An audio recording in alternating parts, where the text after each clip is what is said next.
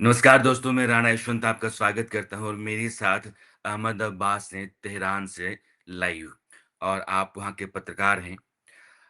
ज़ाहिर है कि हम दोनों पहली बार जुड़े हैं बातचीत के ख़्याल से और इसलिए है क्योंकि ईरान वह मुल्क है जो अभी युद्ध में है। फ़िलहाल अमेरिका के साथ युद्ध 14 दिनों के लिए रुका हुआ है। लेकिन इस बीच बातचीत की कोशिश भी चल रही है और हॉर्मुज़ जिसको लेकर के बहुत टकराव रहा है, दुनिया में हाय तौबा है और हमारे यहाँ भी तेल का और गैस का जो संकट दिख रहा है, उसका कारण ये है कि हॉर्मुज़ की नाकेबंदी। पहले ईरान ने वहाँ लाठी डंडा लेकर के और चुंगी लेना शुरू कर दिया था। इसके बाद हॉर्मुज़ के ठीक बाहर जो अदन की खाड़ी है, उसमें अमेरिका ने अपने जहाज़ लगा दिए हैं। ईरान को जाने वाले, ईरान से आने वाले जहाज़ों को वो रोक रहा है। यहाँ तक कि चीन का जहाज़ भी पार नहीं कर पाया। तो संकट अब अमेरिका ने ईरान के लिए खड़ा करना शुरू किया है। लेकिन ईरान की क्या स्थिति है? अभी ताज़ा घटनाक्रम ये है कि हम जब बात कर रहे हैं अहमद और मैं, इस समय अमेरिका की एक टीम प्रेस कॉन्फ्रेंस कर रही होगी और वहाँ के जो डिफेंस सेक्रेटरी हैं, पीट हेगसेथ और joint chief of staff general Dan Caine, इन दोनों की प्रेस कॉन्फ्रेंस है और अमेरिका अभी आगे आने वाले समय में क्या कर रहा है, उसकी स्ट्रैटेजी क्या है, इस बारे में यह प्रेस कॉन्फ्रेंस को लेकर के चर्चा है। दुनिया की नज़र इस प्रेस कॉन्फ्रेंस पर है।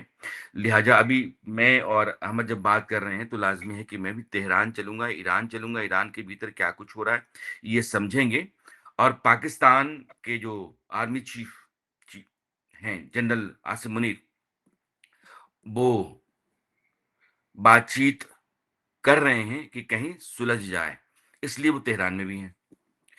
तो पाकिस्तान की तरफ से ये कोशिश चल रही है कि जो बातचीत चल रही है, सीज़-फायर हुआ है और उस बातचीत के इस्लामाबाद में टूट जाने, लेकिन फिर से उसके शुरू होने और किसी नतीजे तक पहुँचने की कोई कोशिश की जाए। अब्बास, पहले मैं आपके पास आना चाहता हूँ। एक तो आप ये बताइए कि आप हिंदी बोल रहे हैं और आप तेहरान में हैं, ईरान में हैं, तो आपने हिंदी सीखी है या फिर हिंदुस्तान से आप तेहरान गए? मैं इंडिया से हूँ, मैं इंडियन हूँ, तेहरान में रह रहा हूँ एक 25-26 साल से। अच्छा, 25-26 साल से। और हाँ, मैं 1999 में आया था और उसके बाद से फिर यही हूँ। आता रहता हूँ, हर साल इंडिया एक चक्कर मार लेता हूँ, दोस्तों हुँ। से मिल लेता हूँ, लेकिन इंडियन हूँ। हाँ, तो हिंदी बोलने पे ताज्जुब नहीं होना चाहिए। नहीं नहीं, तब बोले तो कोई बात ही हिंदी। नहीं है। हाँ। जी, तो तेहरान आपको भा गया, ईरान भा गया। तेहरान भाग कह सकते हैं, इन अ वे तेहरान भाग गया, बिल्कुल, ये जो बिल्कुल। बमबारी अमेरिका की तरफ से लगातार हुई है, इज़राइल की तरफ से भी, उस बमबारी में तेहरान का कितना बर्बाद हुआ? तेहरान में नुकसान तो काफ़ी हुआ है, हमें जगह नज़र आ जाती हैं हम जब शहर में तेहरान वैसे काफ़ी बड़ा शहर है, काफ़ी सबसे बड़ा पॉपुलेशन वाला शहर ईरान का है। हुँ, और सबसे अहम शहर भी है, एक तो एक राजधानी होने के अलावा इंडस्ट्रियल एस्पेक्ट से भी इसकी अहमियत ज़्यादा है।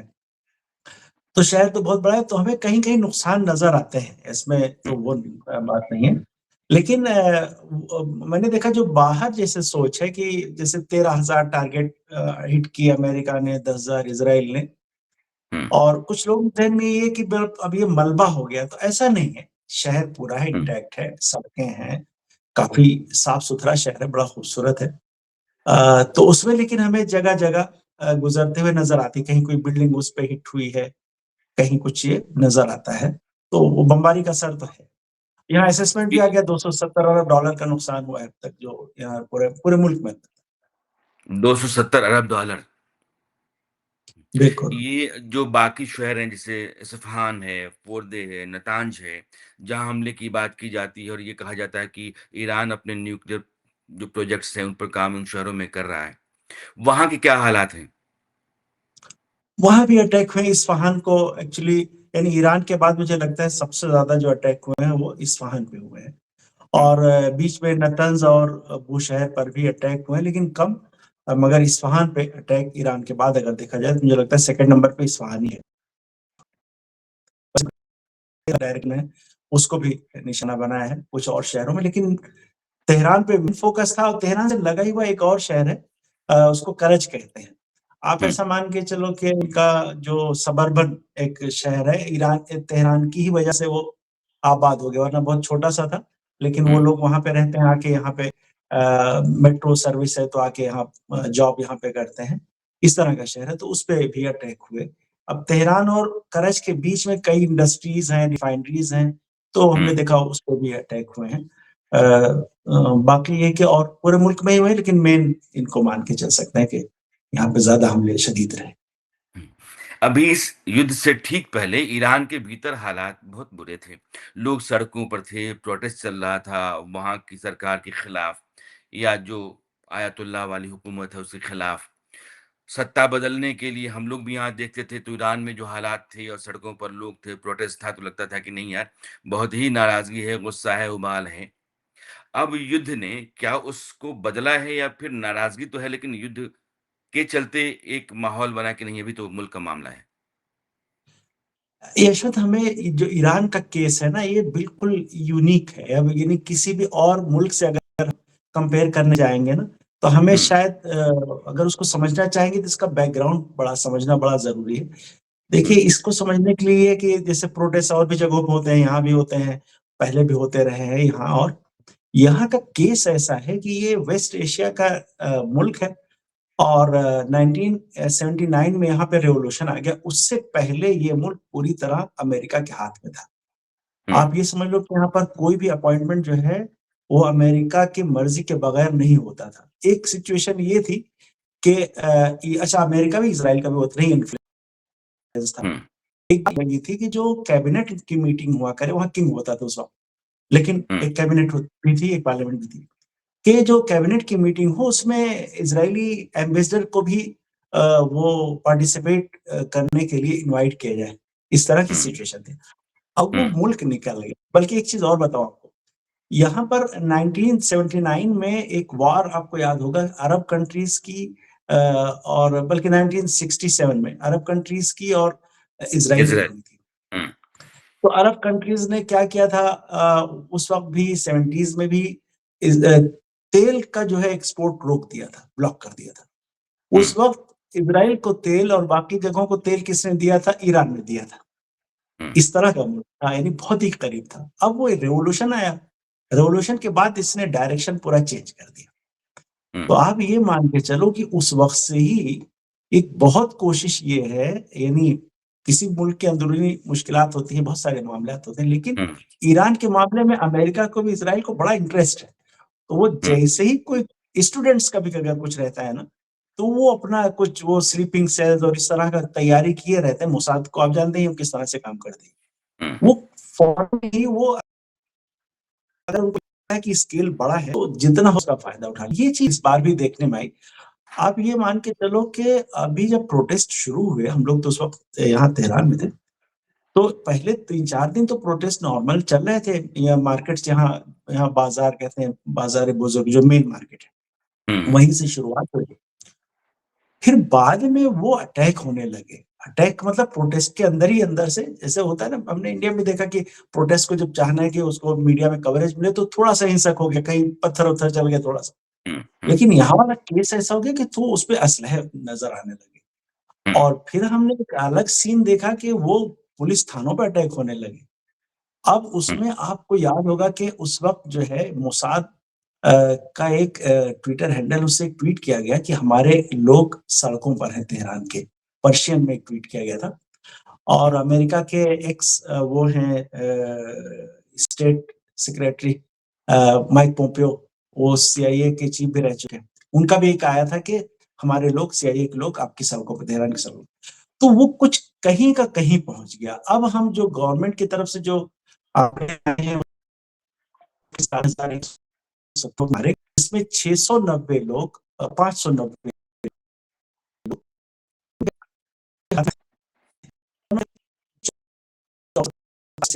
अ, पर्सनल्स हैं और आम उसमें मारी गई।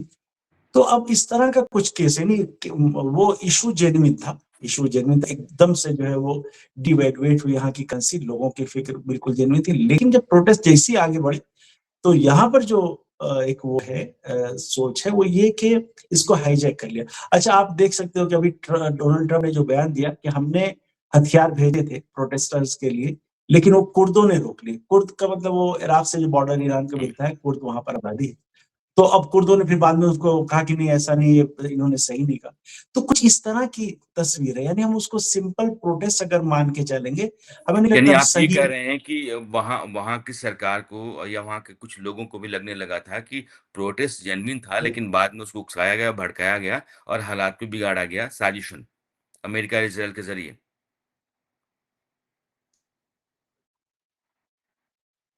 लगता है चूँकि इंडिया की बात करें, किसानों ने 1 साल प्रोटेस्ट किया, 1 साल से ज़्यादा प्रोटेस्ट किया।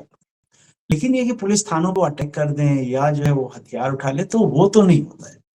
लेकिन यहाँ का जो हुँ, केस था, यहाँ का केस थोड़ा अलग था, लोगों को हथियार आ गए और वो कहीं न कहीं हाईजैक, बल्कि लोगों का नुकसान भी हुआ। अगर वो प्रोटेस्ट मतलब ये हिंसक नहीं होते, तो गवर्नमेंट अलबत्ता पहले ही पीछे आ गई। तो गवर्नमेंट ने बात उसमें मानी थी कि भई ये जो प्रोटेस्ट हो रहे हैं, सही हो रहे हैं।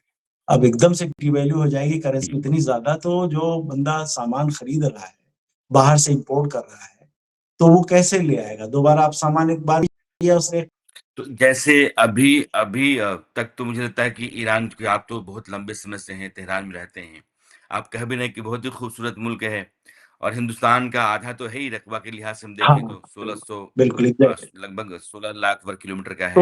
9 16,48,000 साढ़े हाँ, साढ़े 9 करोड़ के आसपास की आबादी है, तो ठीक-ठाक बड़ा देश है। हाँ, बड़ा देश है। अभी युद्ध में है, वहाँ जो संकट है लोगों के सामने, जैसे हम लोगों को क्या होता है ना कि गैस नहीं मिल रही है, महँगाई बढ़ती चली जा रही है, घर चलाना मुश्किल हो रहा है। इस तरह का संकट चूँकि पत्रकार आप हैं, तो लाज़मी है कि आप घर-परिवार इस तरीके से समझते होंगे वहाँ। ये संकट आपको वहाँ दिख रहा है? थोड़ी आपकी आवाज़ हाँ। की जो सिचुएशन है ना ईश्वर, लेकिन इसका हम बाहर में बैठ के सोचते हैं या बाहर से हमें लगता है। देखो हुँ, यहाँ पर इलेक्ट्रिसिटी करीब-करीब फ्री है और गैस करीब-करीब फ्री है। करीब-करीब फ्री का मतलब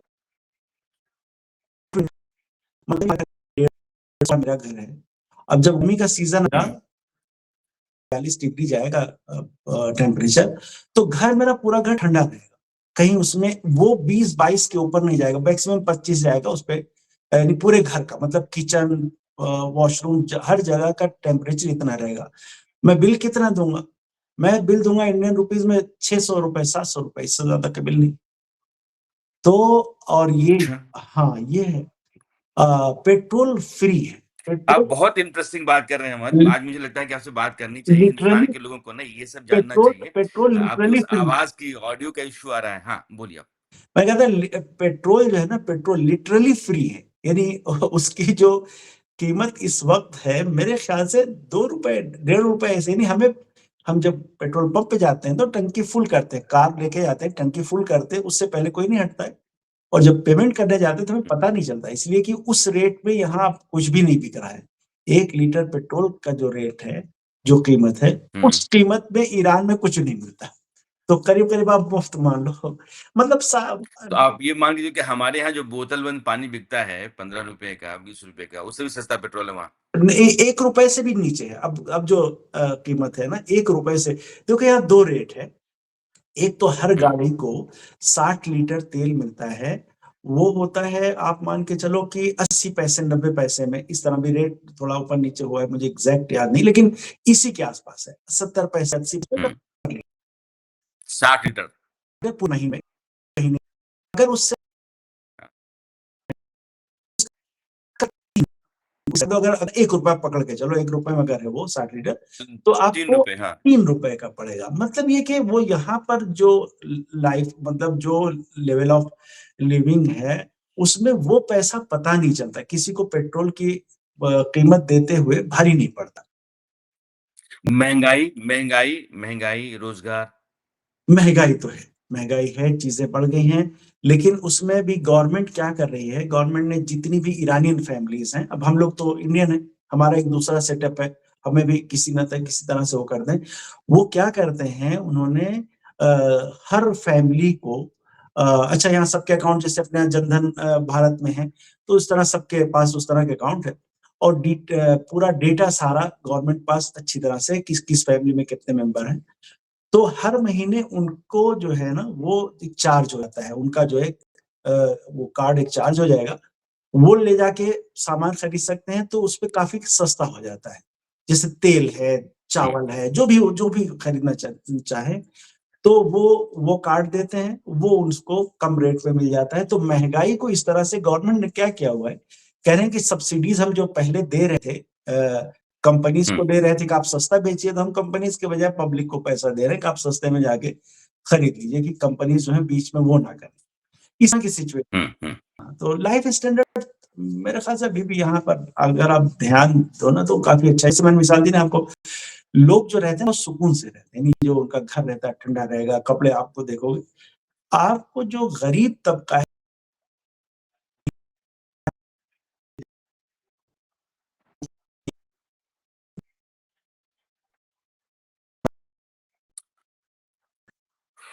रहते हैं कि आपकी बोल बहुत अच्छा रहे हो, सुनना हिंदुस्तान के लोग सुनना चाहते होंगे, लेकिन दरअसल ये ऑडियो का इश्यू है आपके यहाँ नेटवर्क का, तो ये बीच-बीच में जो है हाँ, ना बहुत डिस्टर्ब कर रहा है। हाँ, हाँ, हाँ, सही। बोलिए। तो मैं ये कह रहा था कि यहाँ पर जो है ना ज़िंदगी जो है लोगों की बहुत मैं नहीं लोगों को शिकायतें बहुत हैं। जो मिडल क्लास है काफ़ी बड़ा है, उसकी डिमांड भी बहुत है। अब नई जनरेशन आई है, उसको जॉब भी अलग तरह से चाहिए, ज़्यादा डिमांड बढ़ी है।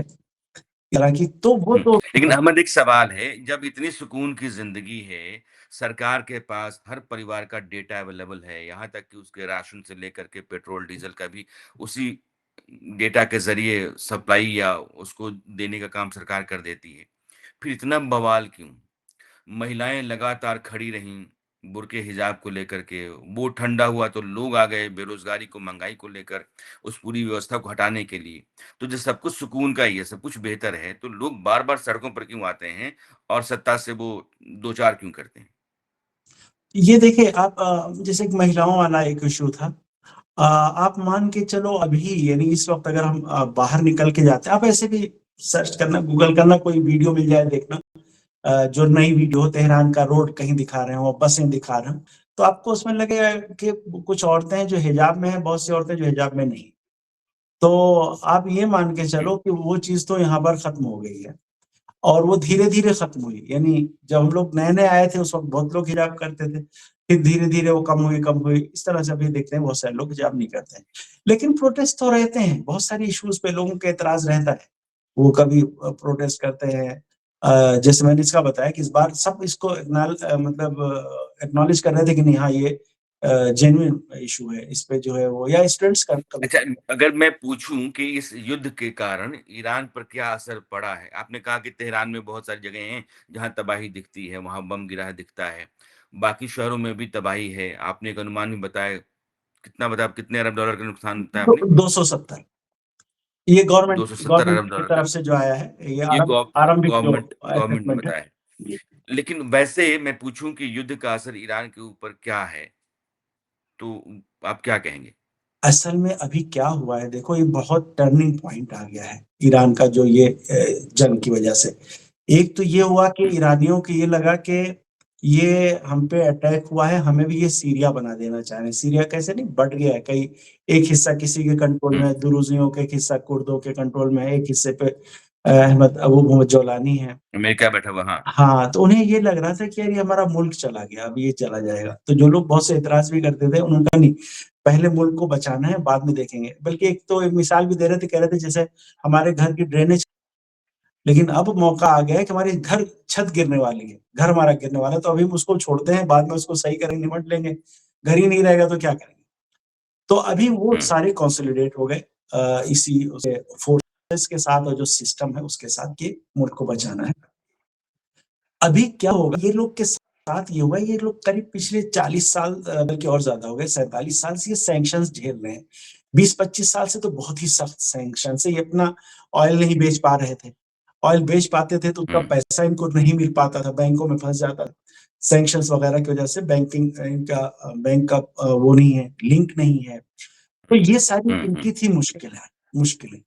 अभी अच्छा दूसरा इनका जैसे ऑयल यानी कच्चा तेल सारी दुनिया अगर $65 में बेच रही थी, ये $17-18 और सस्ता बेचने पे मजबूर थे।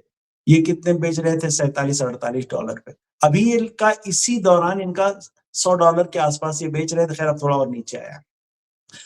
अब ये हुँ, क्या कह रहे हैं कि इस जो जंग तो हो गई, अच्छा जंग से पहले आपको याद होगा ये लोग वो नेगोशिएशन कर रहे थे अमेरिका से कि सैंक्शंस हट जाएँ, रिलीफ मिले। हुँ, अब लेकिन उसी हुँ, बीच में अटैक हो गया, अब हमला हो गया। अब इनका ये है कि हमें जो नए रास्ते हैं अपनी इनकम के, उनको जो है इंश्योर कर लेना है और हाथ से नहीं जाने देना है। एक वो स्ट्रेट ऑफ हॉर्मुज़ है और दूसरा हुँ, जो है वो ऑयल के लिए भी आप अब देख लीजिए कि पूरी बात यही चल रही है कि हमें अपने रास्ते और बढ़ाने हैं, अपने जो कस्टमर है वो बढ़ाने हैं, खाली चाइना ना रहे और भी मुल्क आ जाएँ। तो ये देख रहे हैं कि इस जंग के नतीजे में हमारे लिए रास्ते खुलने वाले हैं। यानी हम जो एक बिल्कुल हुँ, कॉर्नर्ड हो गए थे, अब हमें लग रहा है जो हमने हिम्मत दिखाई, अमेरिका से लड़ गया, अमेरिका भी वो नहीं कर पाया जो करना चाह रहा था, रेजिम चेंज और मुल्क के खिलाफ। तो अब हमारे पास एक मौका हुँ, था हाँ, यहाँ एक किस रीजन में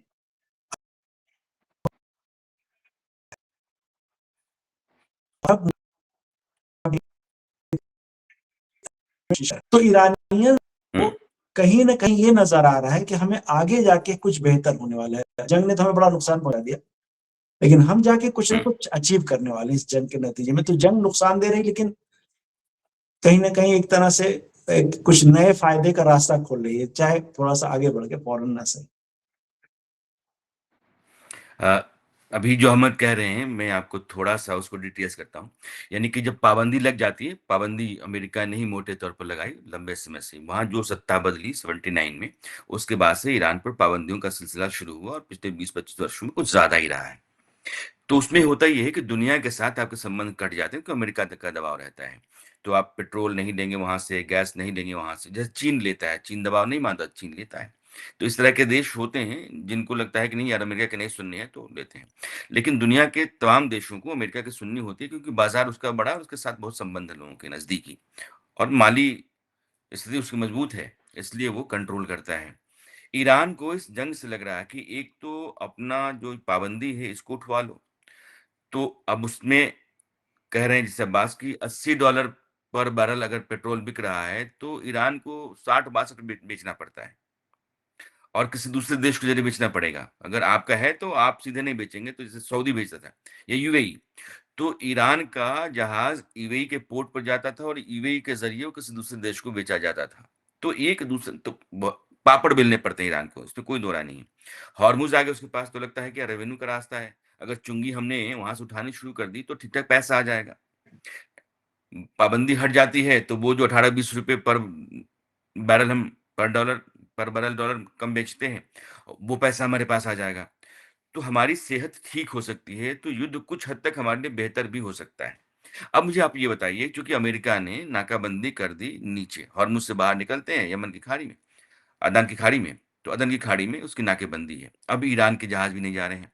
ईरान के ज़रिए जिन जगहों से उसके तेल के टैंकर या तेल के जहाज़ निकलते थे, उन सब पर निगरानी है और उन सबको रोका जा रहा है। मुश्किल है अब।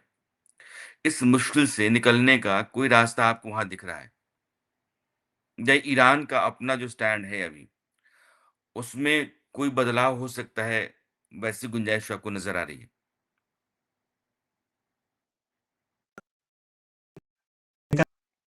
के रास्ता रोके पास इसका जवाब देने के लिए ये है ईरान ने यहाँ पे रोक रखा है स्टेट ऑफ हॉर्मुज़ पे रास्ता खुला हुआ है स्टेट ऑफ बाब अल मंदब उसको रोकना ईरान के अख्तियार में हाथ में है। यानी अगर ये लड़ाई बढ़ती है तो उसको बंद करना ईरान के लिए बहुत आसान है, सबको पता है, ये सारे जानते हैं। आपने देखा होगा रॉयटर्स ने एक स्टोरी हुँ, की है कि सऊदी अरब डोनाल्ड ट्रंप पे ये दबाव डाल रहा है कि आप ये ब्लॉकेड खत्म कीजिए, कि कहीं ऐसा ना हो कि ईरान वो रास्ता बंद कर दे, वो जो दूसरा रास्ता है, रेड सी वाला रास्ता जो है, हुँ, वो ना बंद कर दे।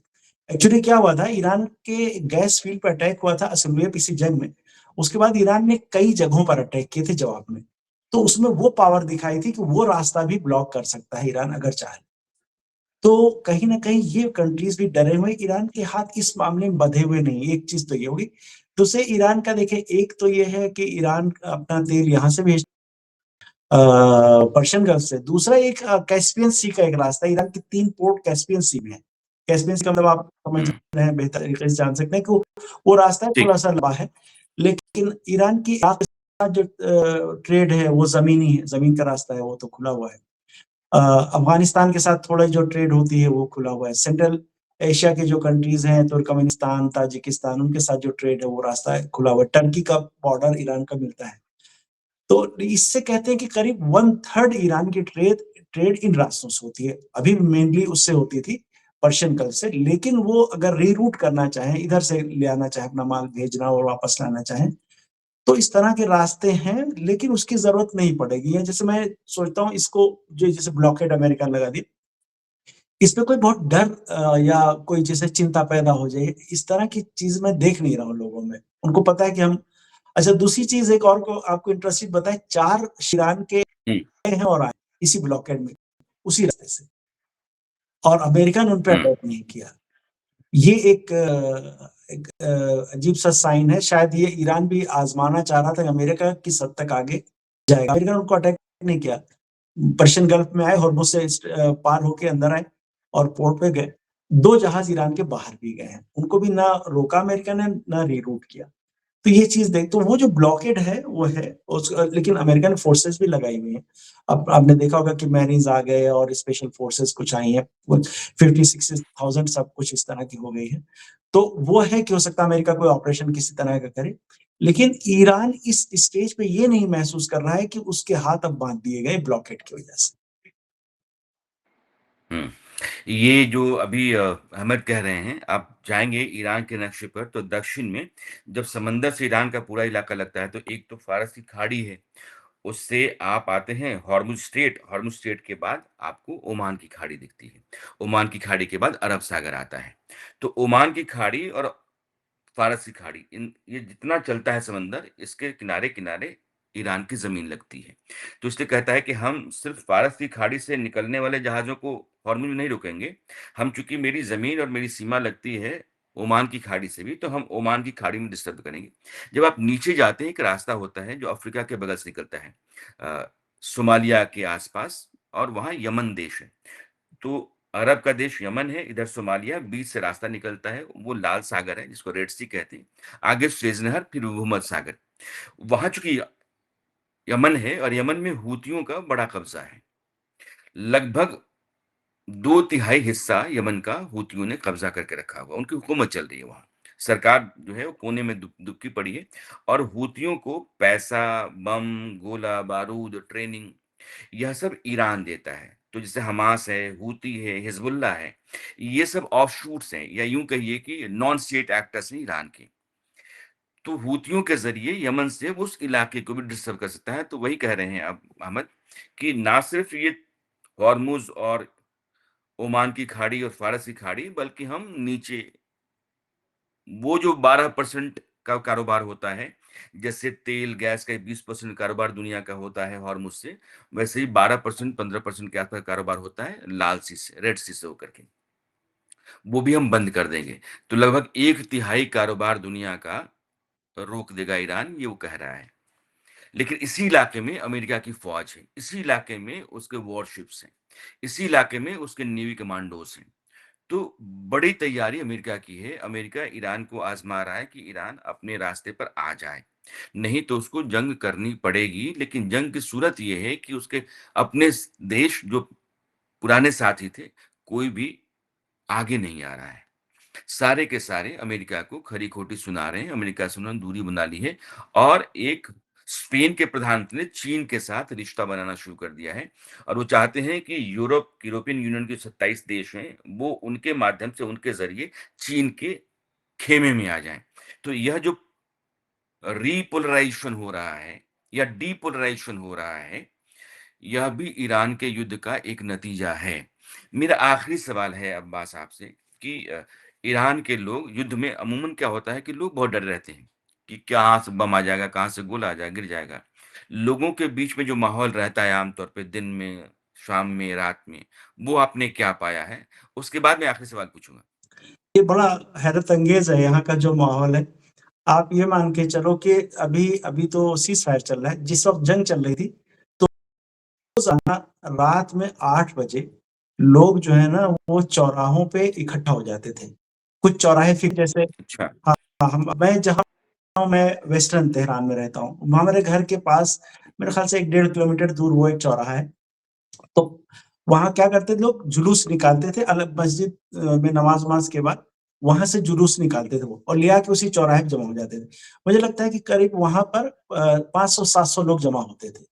यही हाल पूरे हुँ, तेहरान में था, हर जगह पर ऐसे ही उन्होंने फिक्स कर ली थी और वो प्रोग्राम रात में साढ़े 9 से 10 बजे तक चलता था। अब उसमें बहुत से होते थे हुँ। वो गाने गाए जा रहे हैं, उस तरह से अपना वो हिम्मत बढ़ाने वाला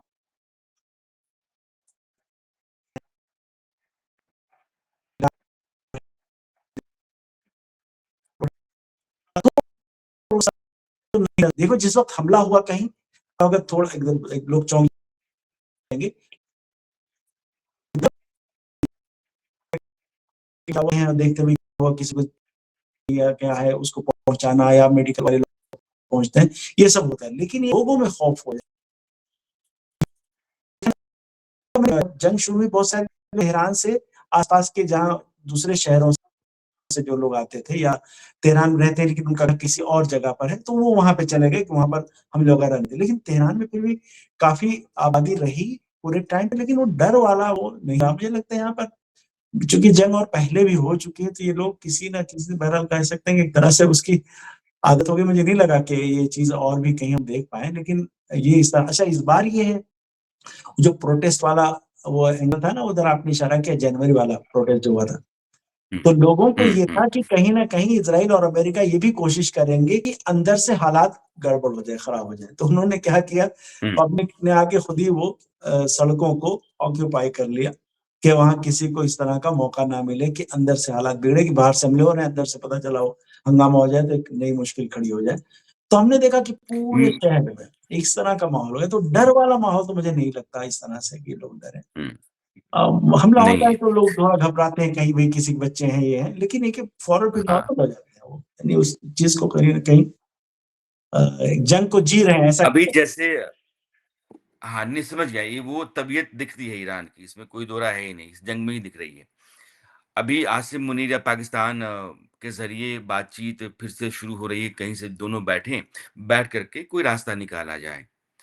मैं 2-3 चीज़ें देखना चाहता हूँ। विदेश मंत्रालय के जो प्रवक्ता हैं इस्माइल बाघेई, उन्होंने कहा है कि हिंदुस्तान वो माफ़ ईरान अपना न्यूक्लियर प्रोग्राम किसी भी हाल में नहीं रोकेगा। जो मुज्तबा खामनेई के सैन्य सलाहकार हैं, मोहसिन रज़ाई, वो कह रहे हैं कि अगर हॉर्मुज़ के आस-पास या हमारी नाकेबंदी जहाज़ों की जिस तरीके से अमेरिका ने कर रखी है, अगर उसने यही काम जारी रखा तो हम उसके जहाज़ डुबो देंगे। ईरान का जो पूरा अपना अप्रोच है, जो उसकी माँग है ख़ास करके कि आप सैंक्शंस उठाओगे, हम न्यूक्लियर प्रोग्राम जारी रखेंगे, एटॉमिक प्रोग्राम अपना जारी रखेंगे, तुम अपना झोला झंडा आस-पास के देशों से उठाओगे, जाओगे। आपको लगता है कोई रास्ता इस बातचीत के ज़रिए या अमेरिका-ईरान के बीच में निकल पाएगा और जंग खत्म हो सकती है जल्द? अभी तो खैर सीज़फायर है। अब मुझे पर्सनली लग रहा है कि जंग या तो खत्म हो जाएगी इसी सीज़फायर पे और दोबारा फिर से हमला सीज़फायर के बाद तो भी वो ज़्यादा लंबा चलने वाली है। यानी आप जितना रिसोर्सेज़ इसके लिए अमेरिका को यूज़ करना पड़ रहे थे, इज़राइल को यूज़ करना पड़ रहे थे। आप अगर रिपोर्ट देख लो वेस्टर्न मीडिया की जो इंटरसेप्टर्स की जो है स्थिति वो फिर टोमाहॉक जो मिसाइल है उनका जो उसकी जो रिपोर्टें आ रही हैं कि कितना अमेरिका ने यूज़ कर हुँ, लिया इतने दिनों में, पैट्रियट मिसाइल कितने हुँ, यूज़ हो गए इतने दिनों में।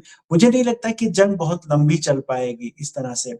और दूसरी चीज़ मुझे एक और ये नज़र आ रही है कि ईरान असल में रिटेलिएट कर रहा है। एक्चुअली अमेरिका को जहाँ पर गड़ मतलब उसमें असेसमेंट की प्रॉब्लम हुई, मिसकैलकुलेशन जो हुआ ना, वो ये था कि हुँ, ईरान रिटेलिएट नहीं कर पाएगा। जब हम 3-4 दिन अब बमबारी कर देंगे, 5 दिन बमबारी कर देंगे तो खत्म हो जाएगा। लेकिन हुँ, रिटेलिएशन इन्होंने बहुत हिसाब से इन्होंने तैयारी की थी कि हमारे ऊपर अगर हमले हो जाते हैं, तो हम कैसे उस सूरत में जवाब देंगे। अब जो है वो डेटा सेंटर उड़ा दिया। अब जो इस तरह के नुकसान अमेरिका की ये जो कंपनीज़ आप जानते हो कि अमेरिका की इकोनॉमी में उनका हुँ, क्या कंट्रीब्यूशन है और हुँ, इतना हुँ, बड़ा लोगों ने सब बना रखा था, कितने हब उनके थे। तो इन्होंने वो जो जवाब दिया तो वो अमेरिका ईरान का इंफ्रास्ट्रक्चर गया लेकिन अमेरिका की इकोनॉमी का नुकसान कई गुना है मुझे जहाँ तक लगता है। अलबत्ता मैंने भी उसकी रिपोर्ट डिटेल नहीं पढ़ी कि कितना नुकसान हुआ है। लेकिन अमेरिका की ये बहुत लाइफलाइन जैसी चीज़ें हैं इस वक़्त जिस तरह से उसको फ़ायदा हो रहा है इन कंपनी से तो मुझे नहीं लगता कि ये जंग लंबी चलेगी या तो इसी पे सीज़फायर हो जाएगा, खत्म हो जाएगा ये। आप अमेरिका के अंदर के हालात देख लो कि किस तरह के वहाँ पर हुँ, हुँ। पब्लिक क्या सोच है और लोग क्या मीडिया किस तरह से बात कर रहे हैं। तो मुझे नहीं लगता बहुत लंबी खींच पाएगी या मुझे लगता है इसी पे खत्म हो जाएगी जंग जो सीज़फायर हुआ है। आप के मुँह में घी शक्कर दुनिया के सभी लोग कहेंगे कि ऐसा ही हो, क्योंकि दुनिया इस जंग के चलते मुसीबत में है और हर घर में दिक्कतें बढ़ती चली जा रही हैं। इसलिए अब कोई रास्ता निकलना चाहिए, जंग खत्म होना चाहिए। हम अहमद आपसे फिर जुड़ेंगे एक बेहतर है कि आप तो हिंदुस्तानी हैं और ईरान में आप 3 दशक से रह रहे हैं, तो लाज़मी है कि आप फ़ारसी भी वहाँ बोलते ही होंगे, वहाँ के लोगों के साथ मेल-जोल आपका रहता ही होगा। बिल्कुल, और एक तरीके से अपने तरह का हो गया होगा शहर वो पूरी तरीके से। एग्ज़ैक्टली, आप सलामत रहें और वहाँ अपनी पत्रकारिता आप करते रहें। मेरी दुआ है आपसे और फिर जल्दी हम लोग जुड़ते हैं। ज़रूर। नमस्कार। शुक्रिया, शुक्रिया। Thank you.